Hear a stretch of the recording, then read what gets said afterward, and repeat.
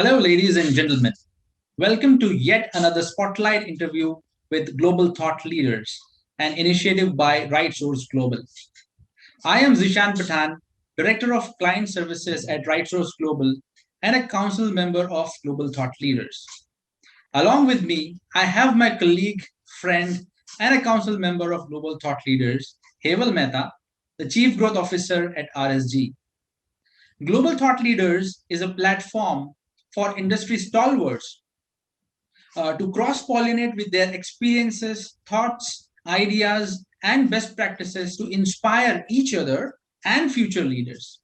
Through spotlight interviews, we strive to bring the community of eminent personalities together from across the globe.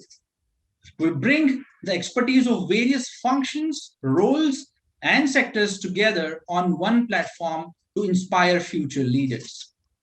We have one such industry stalwart today on the spotlight with us, Ekta Singh. Ekta is a renowned individual in healthcare sector.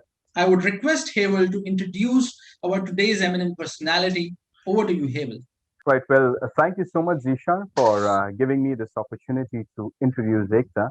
It's always an honor to talk something about Ekta Singh. Ekta is the CHRO Global for AGS Health. In her role, she manages all gamut of HR, CSR, DNI, branding, and communication. She has more than 25 years of progressive experience in talent delivery, benefits, compensation, staffing and recruitment, diversity, and inclusion. She started her career in the year 1996 with CMC Limited and has worked in India and abroad in organizations like Corpus Inc, Deloitte, Royal Bank of Scotland, and Capgemini. She wears many hats and is a speaker, trainer, executive coach, writer, and thought leader. She is involved in philanthropic activities in her free time, cancer prevention, and awareness amongst women. She is also attached to an orphanage in Hyderabad and is an active member. Let me speak some awards Ekta was honored with. VP Diversity Award at Capgemini for promoting gender diversity and its development. Telangana's Top HR Leader Award in an event hosted by World HRD and IPE. The Best HR Leadership Award in the Employee Engagement Achievers Awards hosted by Kamikaze Media. Welcome Ekta to the spotlight and let's learn a lot from Ekta Singh today. Thank you. An absolute pleasure. Well, great. Ekta, your journey has been inspiring for many professionals in your function. However, there is an unheard story behind your success, right? And so we really want to dive deeper into it.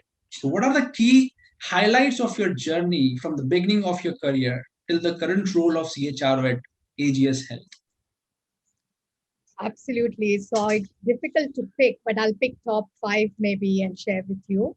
The first I would say is starting in HR field and the exposure itself that I got in CMC. I learned a lot. That was the beginning of the career. So definitely we'll talk about it. Started with training and recruitment. So that was the exposure. Fast forward, I think my stint in US with Corpus Inc, where I wrote policies, programs, processes. You know, many HR professionals get that opportunity after working for a decade or 2 decades. I got that right in the beginning of my career. So definitely enriched me in many ways. I had to do a lot of research, especially because it was, not in India. And I was new to US, the labor laws, etc. So quite a enriching experience, I would say. If I had to then pick from Deloitte, which is the third organization I was part of, I'll talk about probably two roles there. The first is the employee relations functions that I had to set up in Deloitte USI. That was extremely enriching, and I think it was a turning point in my career at least. And the second in Deloitte was back in 2008, I had to work on implementing a flexi work option, which today naturally is everybody is doing it. But back in 2008, it was still very new, and I got the opportunity to implement it in India and be part of the global team. In Capgemini, if I had to move and talk to you about my role there, I think, Capgemini does a lot of acquisitions. Therefore, that enriched me. I had prior experience, very little. And here is where I got a lot of exposure of how do you integrate an organization which is as large as Capgemini and bring in another organization into the folds without losing the essence. So I think I learned that. I loved it, the exposure Capgemini gave me to work with clients directly. That was unique and something that I had not done in the past. So those would be where I would probably talk about, key things that I have done or have been turning points of my career over the years. Inspiring, Ekta.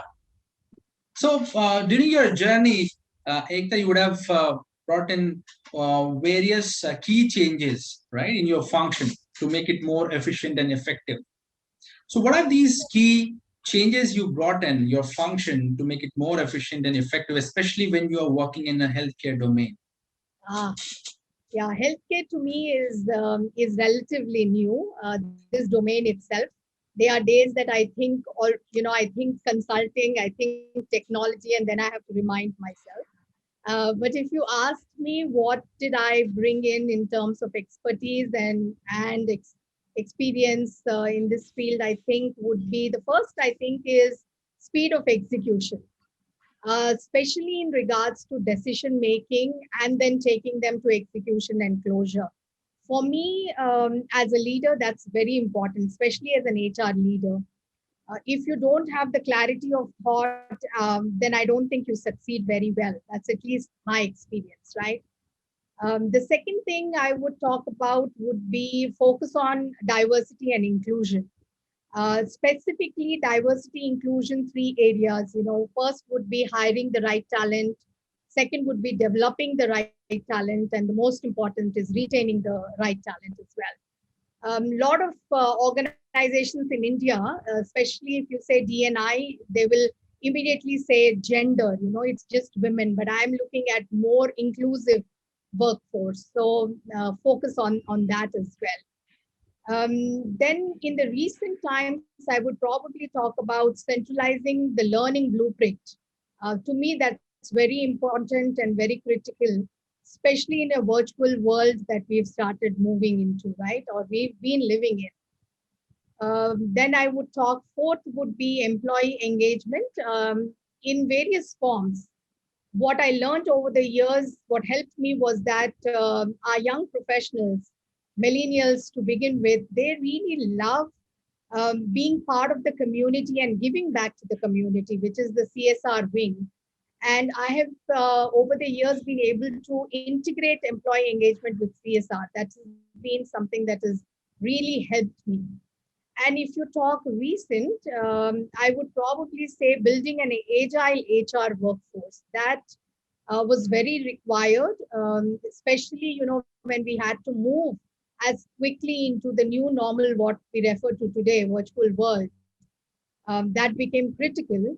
And the significance that we had to put on being consistent, being proactive and transparent in terms of communication, right from the CXO level to all leaders in the organization. That was, underestimated, I would probably say, the power of communication that I have definitely been able to improve. And the last but not the least, I think, is significance and a conversation starting about mental well-being.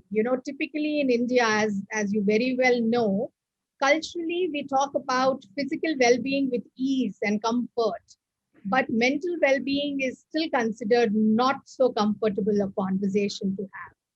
Therefore, I think bringing that aspect in has definitely changed the dialogue for me. That's where I would probably talk about. And the last thing that is build efficiency is I would contribute to the flexi work option. Integrating that to make it as though it's seamless is very important. And remember, this is where the healthcare sector for me comes into play. As you may know that in this sector, remote working is not a concept like in technology world or consulting world. It's not a given. Therefore, learning and making sure that we are future ready, even when the world does become normal, when it is, we're still getting ready for that, and we have put in a lot of programs in place to make sure that remote working is a given possibility in future as well. Amazing. These are insightful initiatives taken, Ekta, I must say that. And definitely the senior HR professionals are involved in various workforce developmental activities. So what are the key roles senior HR professionals must play to build a resilient workforce, Ekta? All right, so that's a very interesting topic. And having resilience, I think to begin with, is a conversation starter only from last year. Before that, if you probably spoke to HR professionals, I'm not sure how many would have, contributed the fact that resilience is important to begin with. Let's acknowledge that, right? In the virtual world, where I think HR professionals have to learn new skills, what's important is we've looked at areas that need a complete new conversation to begin with, competencies to build. So, for example, building empathy, building trust. How do you manage work and team in a remote environment with no physical connect or contact? Why is it important? I think is to understand the culture of India itself, right? We were very seeing is believing culture. So I think these have been the new aspects that we had to look at when we are building resilience in our workforce. Moving on, I think if I had to say project management and the governance in the new model. So how do you bring in those competencies? Looking at revisiting at leadership level became very critical. Like I had mentioned, the well-being topic of not just limiting to physical but mental well-being. So this became a new competency that we had to not only train our HR professionals but also the frontline leaders. Not just in creating, of course, it was to begin and create awareness, but to how do you handle basic aspects. Today, if you go and meet anybody in India, I think most people will tell you that they have either had a personal impact or someone they know has been impacted with COVID, right? Or extreme as well. So I think building resilience becomes very critical. And this is where it reminds me of a very beautiful article and a video that I had, article I read and a video I saw of, Facebook CEO. And in that, she talks about how she built resilience. I always, tell all HR professionals about it. And I talk about very openly that remember, it could be much worse. What could be much worse? The situation we are in. We should be grateful where we are and how we've been able to sit in the comforts of our home, not having to commute. Look at the positives, right? Saving so much time. Yes, the payoffs are that you're getting time with your family. Well, some of us may want to run away like I do on some days. But otherwise, I think it's very critical to appreciate what we've also received, because that will then translate into resilience of self and able to build for team. Amazing. So during this COVID period, Ekta, I'm sure you would agree with me that HR function is undergoing a rapid transformation, right? Yeah. So how do you see it evolving in near future as well? So I think in near future, the biggest, I would say we had already started the journey firstly, right? We've already started the journey of moving to digital.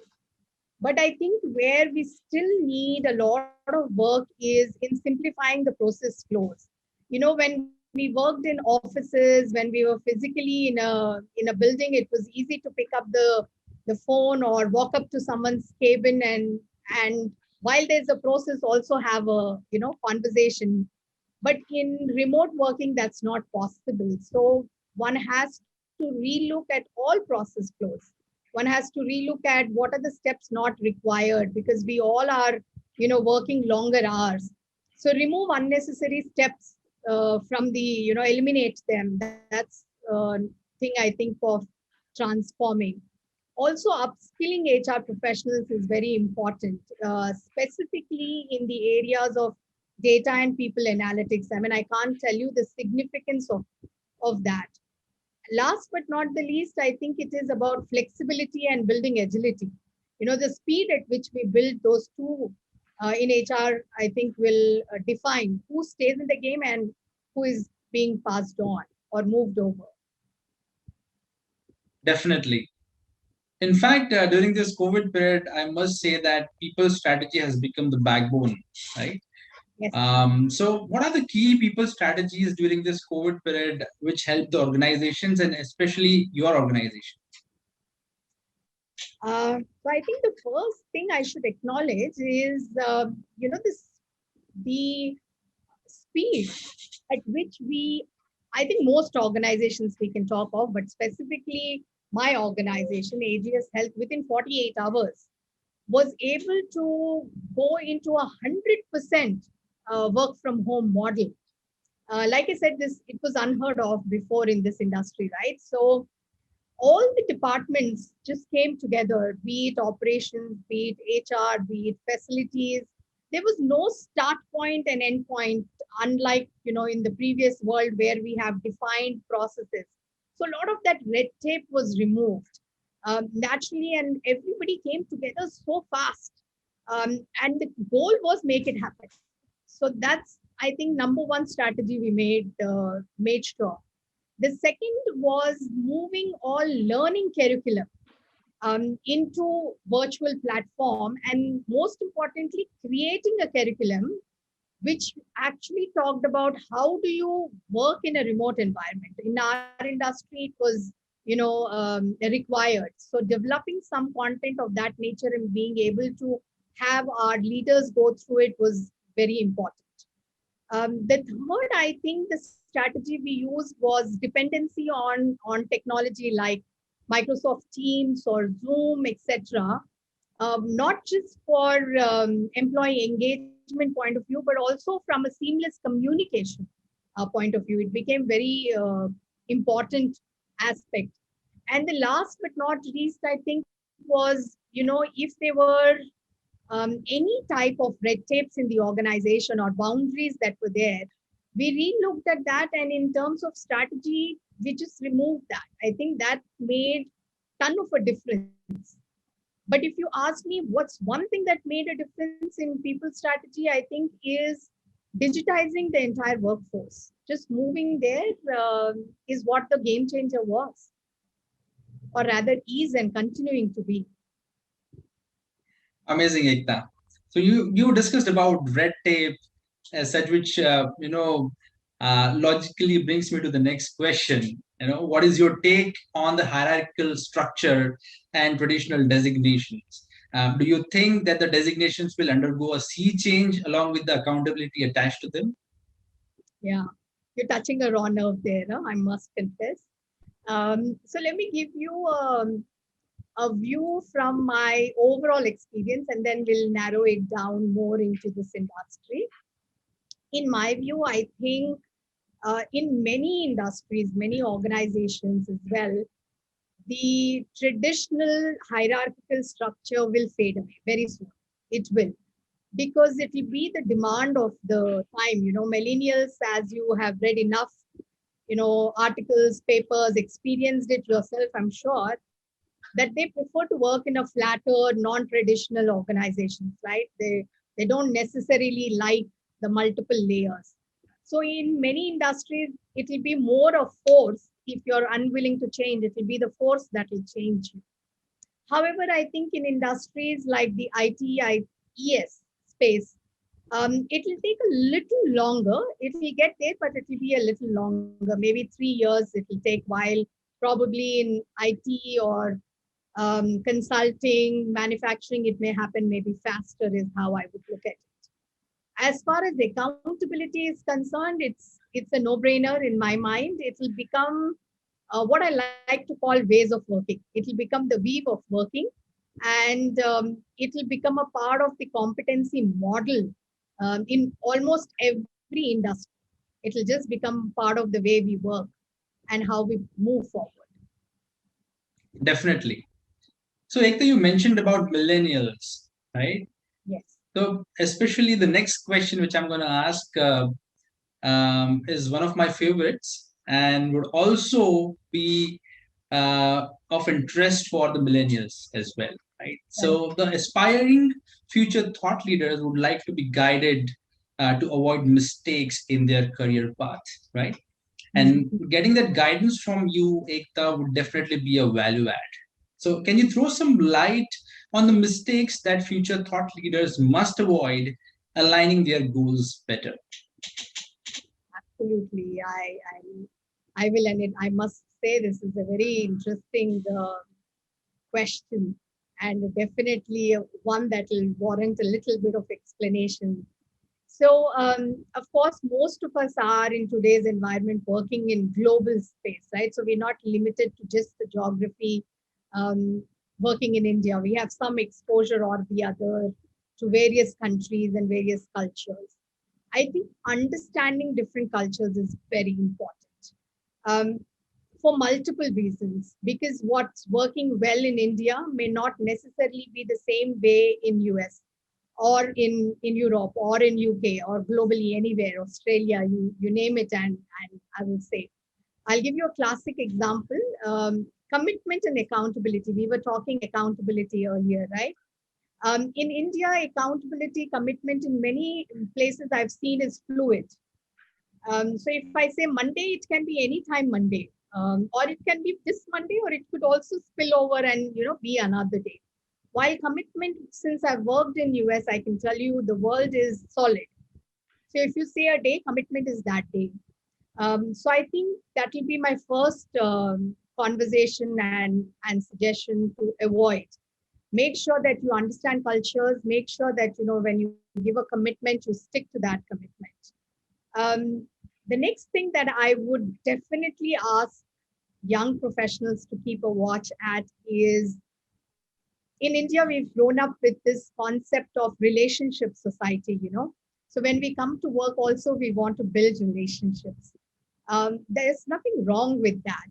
However, the pitfall is that when it comes to giving a difficult feedback, either or receiving a difficult feedback, both, you tend to make it very personal. We tend to, take it very personal, and that can hamper you big time in a professional environment. So we have to watch out for that.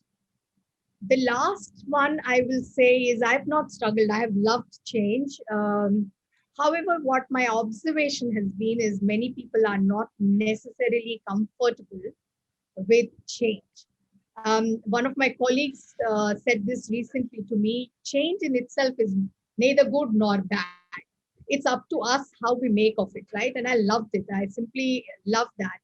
But many of us are resistant of change. Many of us kind of don't want to embrace it when it comes. I'm not expecting all of us jump with joy, but I think it is up to us. Like I said, it's up to us how we bring and how we face a change, rather than looking at it as a bad aspect. I think if we keep our mind open, it will really help us in being a better HR professional, and at the end, a better professional to begin with. I must acknowledge the insightful inputs given by you, Ekta. So, we have been building the global thought leaders community for cross pollination of knowledge. Right? So, what are your thoughts about this initiative? I love it. I think it's a fantastic idea, Zishan. It is. I wish this was there even when I was starting my career or midterm, when I was struggling, especially when I was transitioning into leadership role from an individual role. Definitely, it's a fantastic way. especially the questions that you are asking in terms of just the last one, what pitfalls do I watch out for? I wish someone told me not to take things personally, because that's how I would do. And I remember one of my mentors actually saying that don't take it. And my mind said, how else would you, deal with it? But only with maturity did I learn that there is a mark that you clearly draw. In the Western world, you can have a very serious, difficult conversation 1 minute, and the next minute they can invite you for a cup of coffee, and it's perfectly all right. And this initiative, I think, is giving that platform to young professionals to fight, to understand and to learn from others. So, in my mind and the way I see it, it's fantastic. From a learning point of view, it's fantastic from a networking standpoint. And of course, for individuals that you're covering for us, getting that eminence definitely helps. And through this, if somebody wants a mentorship, then hey, why not? Thank you so much. Thank you so Well, much, Ekta. fabulous, I would say. And rightly mentioned, Ekta, that yes, our country is totally where we build relationship, we maintain that relationship. So I would just like to add to the spotlight what everyone would be, and the new leaders and future leaders would really love in it is uh, everyone wants to become a successful person, successful personality, right? And one thing that what I have noticed throughout this conversation is clarity of thoughts that Ekta mentioned, Thank right? you. Clarity of thoughts is really a big spotlight for me with which it can change anything. Now, Ekta did discuss about commitment. Ekta did discuss about many other things. But whatever she was talking, she had a clear thought about that.